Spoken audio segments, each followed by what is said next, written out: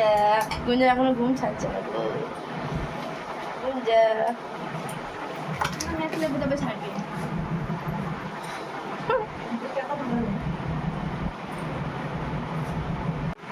কোথায় চলে যাবে?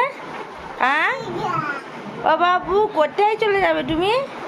কোথায় যাবে? বাড়ি যাবে? ও না, বাড়ি যেও না, তুমি থাকো আমাদের কাছে, তোমার মাম্মি যাক। হ্যাঁ হ্যাঁ, তোমাকে দিতে হবে না, তোমাকে দিতে হবে না, বলছো না, তোমাকে দিতে হবে না। দাও, আতে দেবে না, আতে দাও দাও দাও দাও, দেবে না দেবে না। বলো বাই, এদিকে এদিকে, ফোনের দিকে বাই করে দাও, ফোনে বাই করে দাও, বাই বাই। ওয়া বাপরে বাপ, যাবার জন্য একদম ব্যস্ত। ওরে বাপরে বাপ, বাবা দা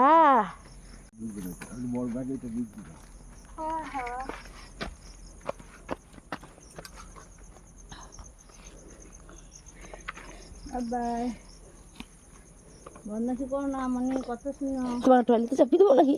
বাই। হ্যাঁ দিলাম, আবার হাতে করে করে দিয়েছে।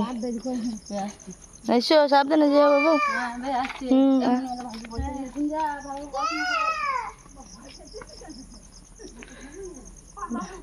Bye bye, tata tata.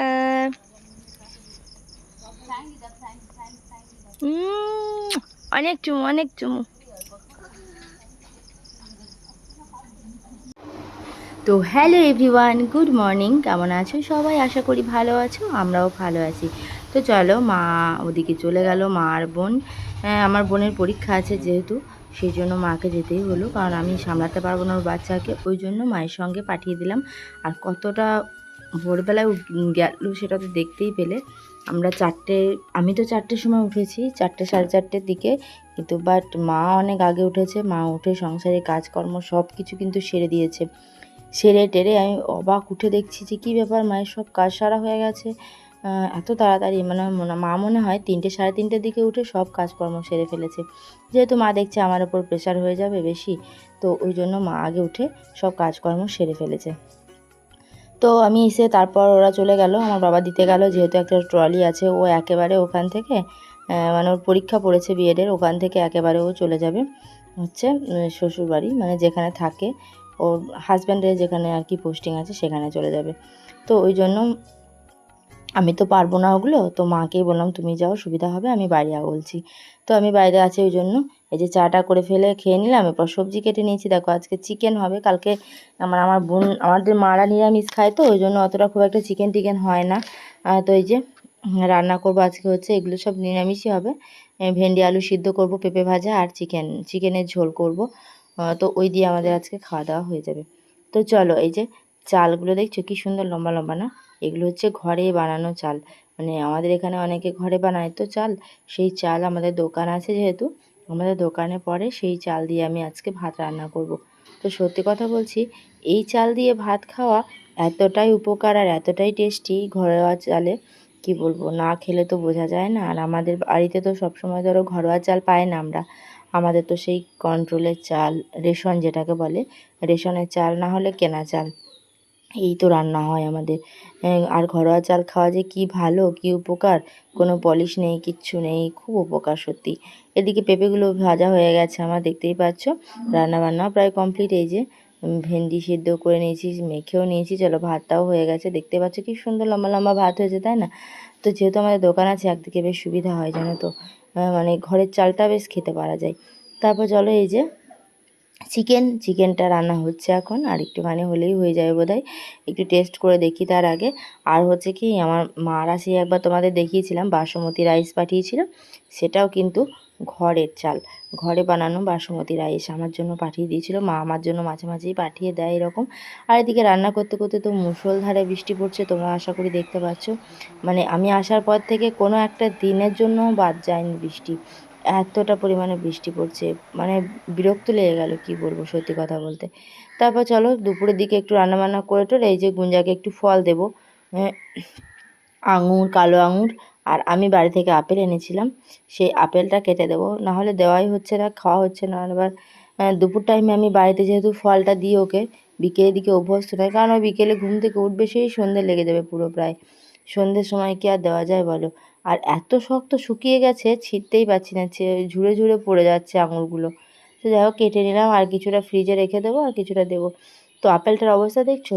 আমার হাত থেকে পড়ে এরকম হয়েছে জানো। একটা ঝুড়ির মধ্যে আমি আপেলগুলো ধুয়ে রেখেছিলাম, তো একটা আরশোলার ছানা আমার হাতে উঠে গেছিলো।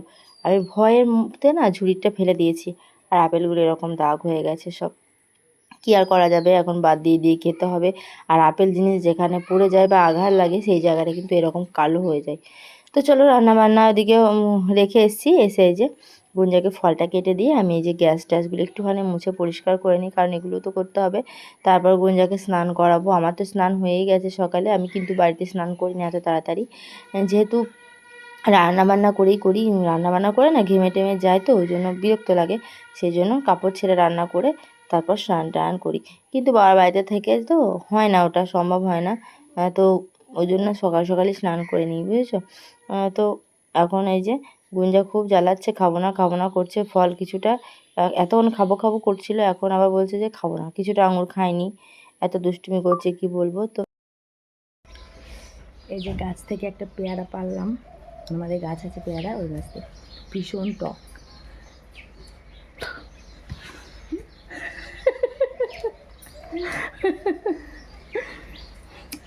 তোমার জায়গায় দেখা দেবে না, লুকিয়ে লুকিয়ে যাচ্ছে, বুঝলে? পেয়ারাটা খুব একটা মিষ্টি না, কেমন জানি একটু টক টক ভাব। খেয়ে নি, যাওয়াটে গাছের তো পেয়ারা, তাই দেখায় তোমাদের গাছটা, দেখো আমাদের পেয়ারা গাছটা, বুঝেছ? এই যে একটা পেয়ারা খেয়ে বাদুড়ে ফেলেছে। এই যে এই দেখো, ফুল গাছ তো হয়েছে প্রচুর বড়, কিন্তু একটাও ফুল নেই, দেখেছো? আর কারি পাতা গাছগুলো এত বৃষ্টি হলো সকালবেলায় একদম হেলিয়ে পড়েছে। কি সুন্দর হয়েছে না কারি পাতা গাছগুলো, কি ভালো লাগছে দেখতে। আর বেগুন গাছগুলো তো মনে হচ্ছে পুষ্টিই নেই, কী আর বলবো। আমার কিন্তু সকাল সকাল রান্না হয়ে গেছে, এখন বোন যাচ্ছে পরীক্ষা দিতে। ও কিন্তু খাওয়া দাওয়া করেই গেছে পরীক্ষা দিতে, ওর খাওয়া দাওয়া করে যাবে বলে আরও কিন্তু আমি সকাল সকাল রান্না করে নিয়েছি।